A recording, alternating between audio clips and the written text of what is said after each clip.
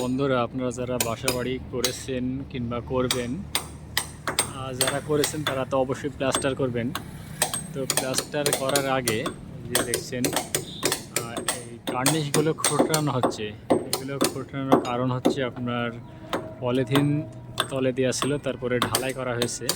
এখন যদি সরাসরি এটা প্লাস্টার করি তাহলে প্লাস্টারটা ধরবে না, অল্প দিনেই ঝরে পড়বে। এই কারণে এটা খুঁটে নেওয়া হচ্ছে এবং পলিথিনগুলো পরিষ্কার করা হচ্ছে।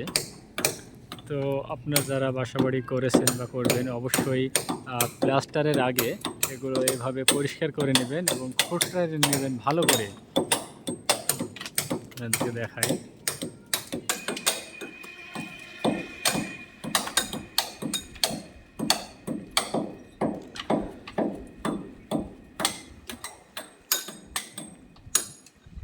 দেখছেন এগুলো খুঁটানোর কাজ চলছে, কত সুন্দর করে খুঁটাইছে দেখছেন।